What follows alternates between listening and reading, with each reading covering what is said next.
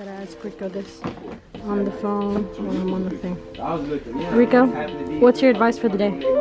Advice for the day, ladies and gentlemen, is easy. Seize it. You got the same 24 hours as everyone else. Do not be mad if someone else is doing more than you. Let that motivate you. Period. Alright, ladies and gentlemen, this is Trusted Rico signing in here. I want to let you guys know that I have some type of anxiety when it comes to YouTube. I'm not sure what it is. I can get everything else done all day, but it's something about YouTube I can't just get up. I've been listening to a podcast or two daily while catching flight, so I learned from Gary Vee that I can just film this now, and if I really wanted to, rip the audio later and then put on a podcast, just audio only. Also, my boy Jalen from The Rotation said I was cap when I said I was going to record a video this weekend. So I hope this kind of, avoids me from being cap. Also, shout out to my boy Nico. He edits all the videos. He been on my heels to make a video, especially with the Bucks being in the finals. So I'm going to just call this the video I made for Nico. But right now, what I think I want to do is, I guess, take the time to discuss a few things with you guys. We've been selling a lot of Bucks merch. The good thing about that merch is that it's trusted branded, meaning that since I buy it with the branding on it and we make it ourselves, we make a lot more profit on it than if I just sold a regular Bucks jersey. Another thing that's pretty dope about the branding is that the branding lasts forever. And as you see right now with me recording this video, we are up, what is the series, 3-2 right now, with Game 6 being in Milwaukee on Tuesday. So I just want to think it's dope that the merch is coinciding with the Bucks. The Bucks are doing good. The merch is doing good. All that goes together. I think what I want to get in depth to, and maybe within like the next 15-20 minutes on this video, is to get it popping and figure out, well, not popping, because I know it's going to be popping, but I want to figure out what exactly do I want to talk about, what exactly do I want to do in this moment. What I think will be good for this audio would be for me to kind of like ask myself questions. I've been learning the podcast setup is kind of like you get somebody, you interview them, you find a topic, you talk about it. That's the end of the podcast. Right now, I think I want to make this a pretty simple podcast. I'm just going to make this podcast all about me. I'll give everybody a background about Rico, the things I've been doing for the last 34 years of my life, and I'll try to condense it all to a 10-minute podcast, audio, whatever this is going to be. It might be on YouTube, I'm not sure. I know that, I need to get better at posting these, and I think if I just focus on the audio, it might be easier for me because I can just sit there and do the audio. Nico can rip the audio from the video, throw the video up on the tube, audio can run on podcast, boom, boom. So, with that being said, I want to let you guys know it's the Rico Show. Haven't thought of the name yet, but we're going to run with that right now. So, first question I have for myself is, Rico, where are you from? Well, easy for me to answer that because I asked myself the question.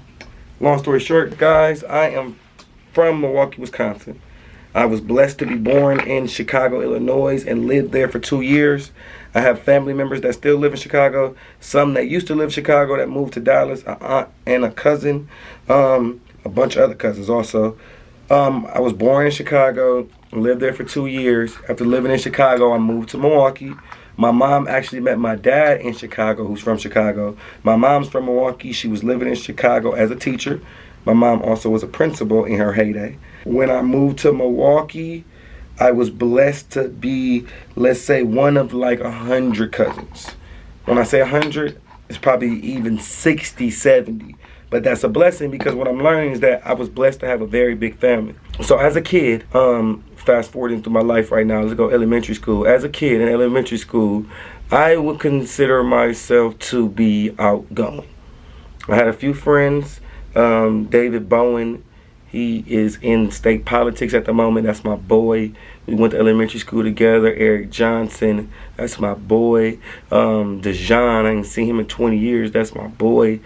It's a whole bunch of people from elementary school. I can't name them all, but what I learned is that I had friends, but when I left there, I didn't really need to keep up with the friends because I had family members.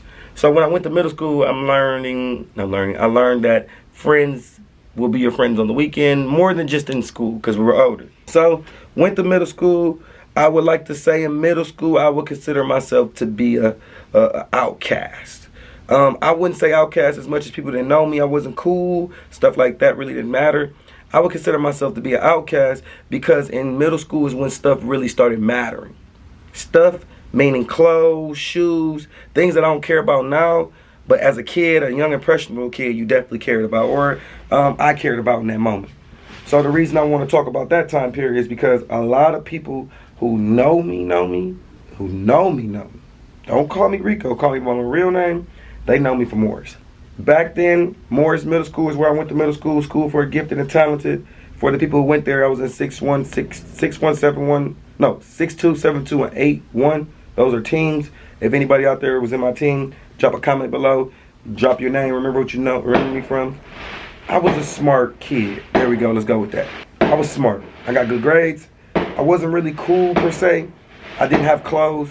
I vividly remember, this is a very good story right now. I vividly remember the first time I ever had anything name brand is I had a blue and white Tommy Hilfiger striped collar shirt. My mom had got me from Marshall's. It was name brand. That was the first name brand item I had in 7th grade. Up until that point, I was wearing Bugle Boy, Kohl's Department Store, a whole bunch of other smaller brands. I don't know where my mama was getting this stuff from. But no designer. Not designer, but a name brand.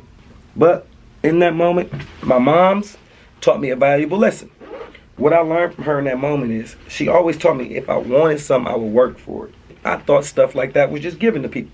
When I was younger and we were all younger, people's parents kept them laced. I'm talking about head to toe laced.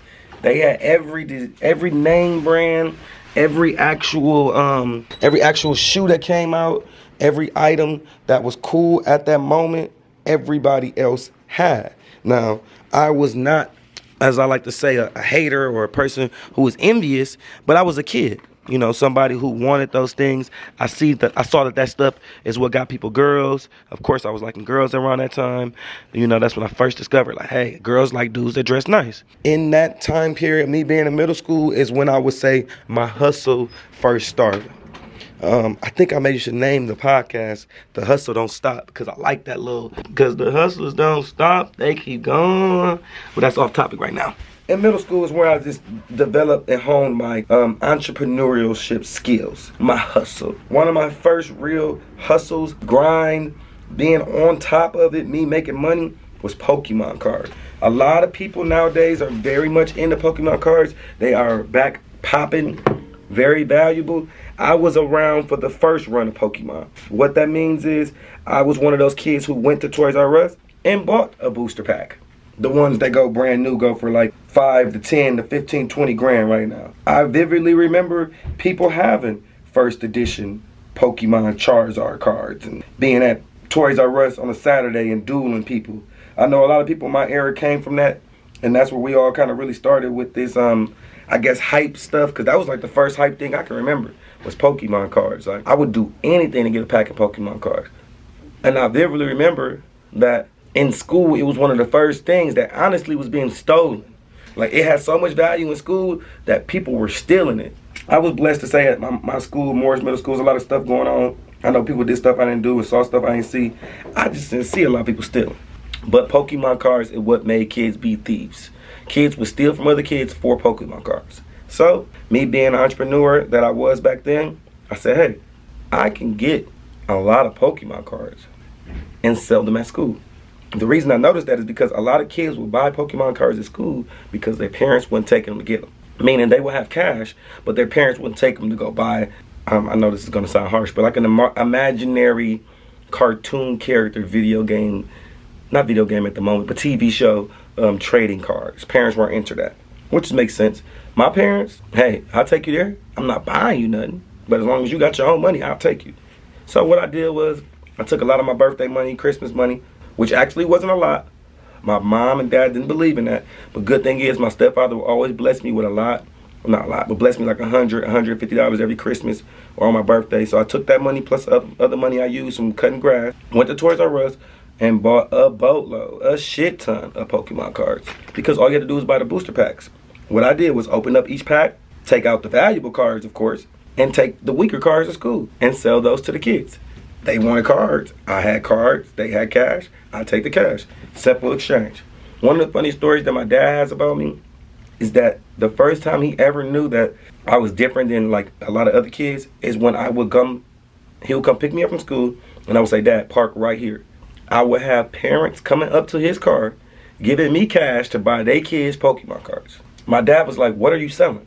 Like, what is having these grown people come up to you and exchange money with you to buy something for their kids? So I explained it to my dad what I was doing, and he was like, son, that's genius. You know, I broke it down to him. Let's say 20 cards in a pack, $20 a pack. I'll sell them each card $4 a piece. I can make $100. Now, math might be rounded up now because I know people know the exact numbers, but that's the way I was making my money back then. Fast forward into my first hustle, which was the Pokemon cards. That kind of fizzled out when Yu-Gi-Oh came around. Pokemon, honestly, wasn't as cool to be going into high school. Like, I got Pokemon cards for sale. So I kind of fizzled out of that. After that, I learned that I can use the money I make to buy what I want. So in 8th grade, I had a lot more, let's call them white Air Force Ones, the standard Air Force Ones that was coming out back then. I bought my first pair of Iversons. No real Jordans because I couldn't really afford the retail, but I made sure to buy me some heat, what I perceived to be heat, with the money that I made. In middle school, also, I started caddying. Caddying is where you go carry a golf bag for a golfer. A little side caveat to that is, that was very big in my era for kids because they hired people 12 and up and they paid you cash. So the way they hired was at the golf course was you just showed up with your friend. You say, hey, I want a job. They say, can you carry a golf bag? You got hired. Me and my cousins, we did that for a while, carry golf bags in middle school. I sometimes would do a double. What that meant was I would carry 2 bags for 4 hours, make 40 each bag, 80, then go back out and do it again. So in one day, a middle schooler, I was leaving work at 13, 14 with 160, 150 bucks in my pocket. Mind you, once again, everybody, I'm 34. I'm older than everybody else probably watching this. In that time, $160 was a lot. Like, if I fast forward to what I was making in high school at Pick and Save, that's what I was making in a week after taxes and everything. So for them to hand me that cash, I thought I was rich. Fast forward into my hustles in high school, my businesses, entrepreneur things I had going on. When I was in high school, I was blessed to meet my boy, my brother, Aaron Norman. What I like to say is that we got the same spirit, you know. He was the first person I met first day of orientation of freshman. I sat down, boom. He said, what's your name? I said, my name is Rico. He said, all right, what's your name? I said, what's your name? He said, my name Aaron. We've been friends ever since. He was on the paper chase just as much as me. We spent freshman year, honestly, he wasn't no bum, now that I think about it. Aaron was fresh. I don't know how real I'm gonna keep it on these podcasts, but he had a lot of older brothers and cousins that had that shit. Jerseys, shit that mattered back then, you know, forces, and it will have a trickle down effect to him. And then also they would just cash out on him, take him to the mall. You know, he had a lot of, I guess nowadays they call them big homies, OGs, who would just lace him, you know. Me, mind you, my mom was a principal. I love her, very frugal, so I'm glad that she did this. Didn't buy me anything. Bought me 1 pair of Jordans when I started high school. She said, you going to high school, I'm gonna buy you them shoes you want. Jordans, first pair that she ever bought me, because I bought my own in middle school when I had my money saved. Bread 13s for anybody keeping track of stuff like that. So I'm in high school now. Mom's not giving me no money. Aaron is fresh. Of course, I want to get fresh. I like girls. I want to go to parties. So, boom. First thing I do, start working at my auntie's daycare. What I did was took all my money from the checks, bought me a car. So the famous thing about that part to that story is my mom forbid me. I'm gonna go back a little bit in the story. My mom in middle school told me pagers are for drug dealers. Cell phones are for drug dealers. Remember, don't fault my mom. This is early 2003. I'm a 13-year-old who think I'm 19 because I got a job, I got some money in my pocket, I done saved $500. I bought me a pager. Moms didn't know. I had a pager. Cell phone. Moms didn't know. Finally, I had to tell her, hey, Mom, I got a cell phone. You can call me on this number. After she got a cell phone. So that story kind of went well and kind of like leading up to the next part of my life story is that in high school, my mama said, no car. You take the bus. It's dangerous on the road, no car. First thing I did, saved up $1,000, bought me a car. It was no way I was going to keep riding the bus.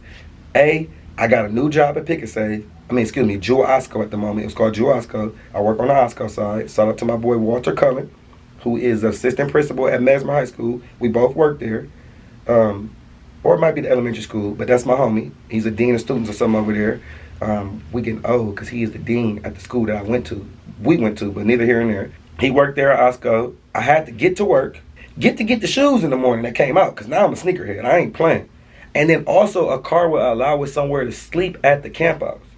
So what that means is I literally bought a car so that when I go to sneaker stores and camp out in the morning, I could sleep in my car. So I wouldn't have to sleep outside. Mom didn't care about that, of course. She honestly was right, because cars are dangerous. Just a little caveat to the kids watching. Be safe on those roads. And I did some reckless thing in a car, but that's neither here nor there. I'm not going to glorify that. Let's go to the business side. What I did was went to the newspaper, looked at the classifieds, contacted the owner, pulled up on him. Dang, that's wrong. That's not what I did. That's a lie. That's my second car. Because I change cars every year. I know that's uncommon nowadays, but even back then, 10, 15, dang, that's a long time ago, 7, 16, 18 years ago, I bought my own car. I changed cars every year. First car I got in the car, okay. We lost the lights. Let's see if I can get it back on. Give me a second. Neither here or there, I'm going to go back to talking. So, first car, I went to the auto auction. Went to the auto auction, 15 and a half, maybe close to 16 years old. Pocket were like $1,100 on me. Dang, I got the story wrong again. Okay, that's why I love the podcast, because I can just reorganize my life. That actually was my third car I went to the auction. What I did with my first car is I gave a dude named Melvin $1,500 to go to the auction with a list of cars I wanted. Honest moment, I really wanted a Caprice Classic, but now I know now that it costs a lot of money, so I understand. He came back with a Pontiac Grand Prix. That car is the car I had. My mama didn't know I had a car. I used that to get to work, to get to school. Me and my friends went to parties. That car is legendary in my group of friends. Anybody who knows me from that time period knows I don't want to gas it because somebody might call me out on it, but I was one of the first people with a car. I know Felix had a car, rest in peace to him. My boy Cecil had a car. My boy Cecil still running around. He a legend too in his hustling shit. He had a car. I would just say right around my age group, I was one of the first people with a car. First thing I did, good story is, I pulled up in front of school. First day I got my car, just to stunt, because the way my school was built is it's on a busy street. In the middle of the street is a bus stop. So the bus stop will have to pull in the middle of this block, pick up everybody, and then pull off. It's a no parking zone, of course, because you got to leave it empty for the bus. First thing I do when I get my car, pull up in front of the school, kid move, jump the curb, hit the garbage can, knock the garbage can over. What I learned now is that was the best thing that could have happened to me in life. When I hit that garbage can, y'all, everybody head turned. Parents, administrators, kids, my crush, girls that I didn't even know I liked, I even had a chance with, saw me hit that. And they saw me drive.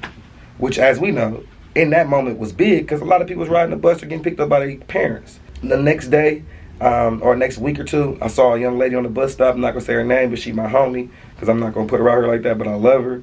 But I just saw her on the bus stop, and I knew I liked her. I knew she saw me driving a couple weeks before. I pulled over on her, like, hey, you need a ride? She's like, yeah. Got in. Boom. From that moment, ladies and gentlemen, is when I knew I needed to work.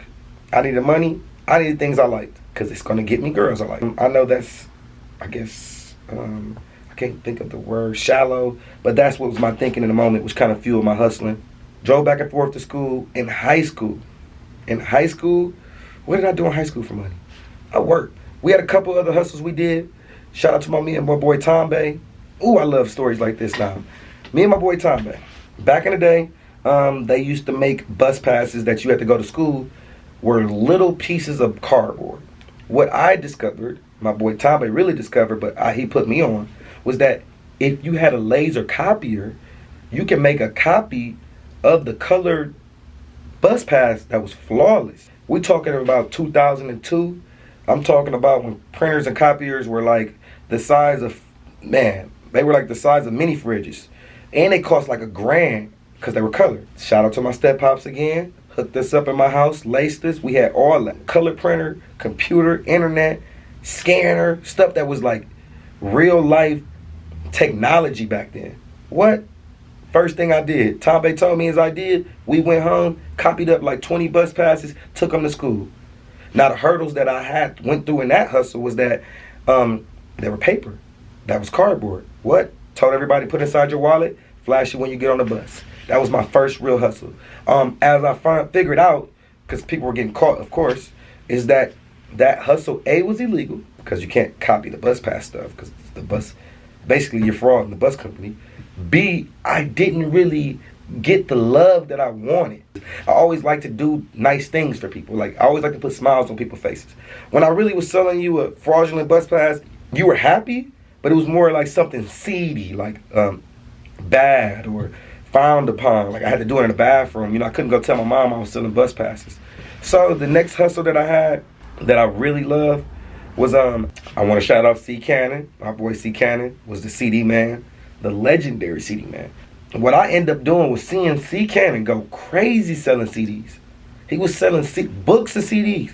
I couldn't figure it out. Like, how does he have all the CDs? Like, Jay-Z's CD come out Monday, Tuesday morning, he got 20 copies.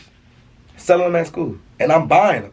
Because I ain't going to go to the store and buy it because, A, I'm too young with the parental guidance. I couldn't go in the store and buy it without my mom. She wasn't going to buy me no parental guidance CD. And B, I didn't have $13, $14. So Corey got it for $5. I'm shopping with Corey.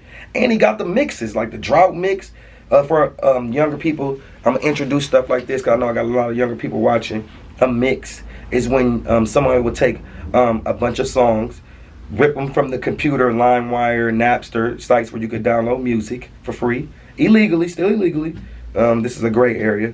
Put it on a mix CD and sell it as a mix, a Wayne mix. So that stuff blew my mind.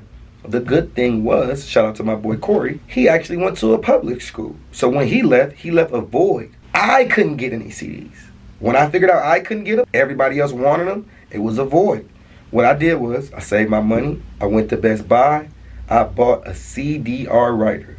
CDR writer is something that takes one CD and rewrites it and makes it another CD. Basically means copies it. What I learned that moment at Best Buy with the guy who was helping me, he said, hey bro, you know if you're looking for personal use, you only need the one reader. But we just got this new one in that's for business purposes. I said, hey, I'm running a business. Of course, me lying again. But he was really trying to market it to somebody who owned like a CD store or something, you know, or like a some type of other business. I'm not sure who he was really marketing to. But I bought it. 10 reader, meaning it could read 10 CDs and write them all at once off one blank. When I tell you my world was changed, I went from not having money to working week to week, check to check, to having CDs. I'm the CD man. At work, I got CDs. At the job, at school, I got CDs. And then this is when I'm learning that if you throw a deal to people, they'll buy more. I'm doing 5 for 20. See, Corey was $5 a pop. He was getting rich. I was doing 5 for 20. And you know, if you my boy, I'm doing 5 for 15. Because all I'm going to do is go home and make them. Another Rico finesse, because I know all this is about finessing and hustling and entrepreneurship, is if I didn't have your CD, but you already got 4 CDs from me, but you want the 5th to make the 20 to pop, I know you're not going to listen to 4 CDs tonight. What? I'll give you a blank. Right on top, I know it was blank. Right on top the CD you want. Come back tomorrow. Bro, Rico, what up? Hey, let's say it was the Jay-Z Blueprint 2 didn't work, bro. What up? For real? Here go another one, bro. I got you one. Because I just made it that night. Because I knew that next day I made you a blank. Even if you didn't come to me, I'd come to you like, hey, bro, I think that CD I sold you at JC Blueprint 2 was messed up. Let me see the gift. Because it was a double disc. Like, dang, bro, both of these messed up. Here goes some replacement. I always was focused on keeping the customer happy. And also, I was always getting the cash. Like, if you got the cash, I'm going to bust the move to get the cash. So, I'm selling CDs. I'm working at Jawasco. Another hustle that I kind of developed towards the end of high school was selling cars.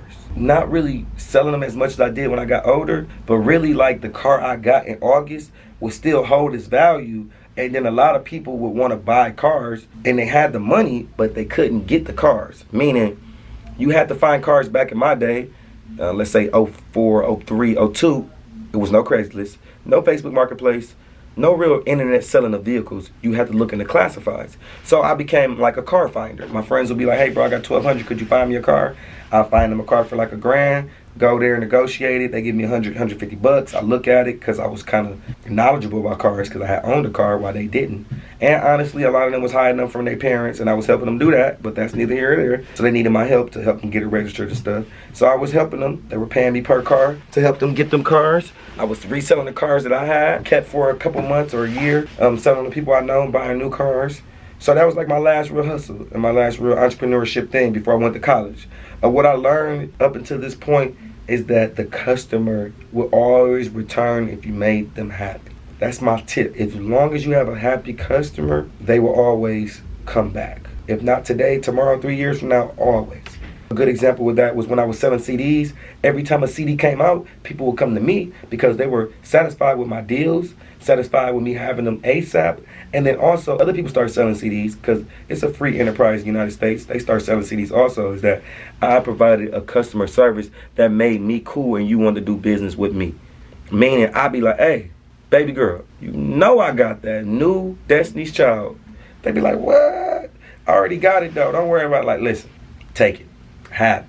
When that one gets scratched, because you know he using them cheap CDs, you're going to come back to me. You're going to be happy that you got the brand new Destiny's Child. I would do that, A, because I know girls love Destiny's Child. Like we learned later on in life, girls love Beyonce.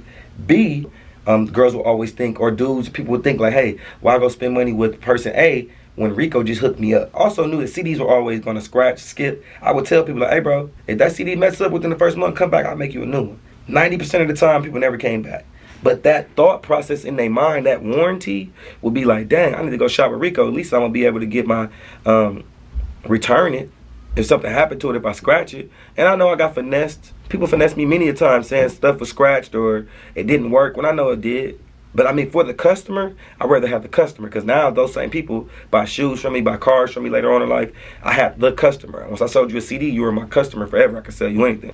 So I think as a good business tip to end this podcast, the first one of many, is that A, the customer is who you want to please. B, if people tell you no, you can't do stuff, do it anyways.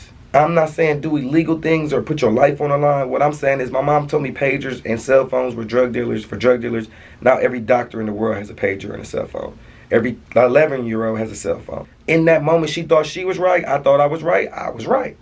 I'm not always right because I've been wrong in situations, but in that moment, I needed a cell phone. In that moment, I needed a car. My mama now, or fast forward, when my brother came, he had both. She bought them both. You know, so sometimes my boy Drake made a very good quote one time. It's not my boy at all, but I like to call him my boy. Don't ask for permission, ask for forgiveness. I like that. And I'm going to title this little thing, whatever it is, don't ask for permission, ask for forgiveness. Other than that, this is the first 18 years of my life, the hustle side, the bustle side. The next video, what I'll do is go into the second part of my life. Well, that part of my life is kind of crazy. I did a lot of hustling and entrepreneurship and finessing in college. I met a lot of great people at TSU who helped my business acclimate and mindset. So I think that's going to be a good one. After you see this video, comment below any questions you got about the second half of my life or any questions you got about the first half of my life. What I want to focus on is I'm a people-based person. So I want people to be able to ask me stuff. Anything, just anything, and just ask me anything. Any question you want me to answer in the second video about business, entrepreneurship, hustling, maybe a funny story you want me to tell you from college. But I definitely will try to get into that and be more interactive with you guys. Other than that, this is really for me. I could say this was freeing. It was interesting to get into the early part of my business life and my entrepreneurship life. Like I say in other videos, Trust Rico, signing out.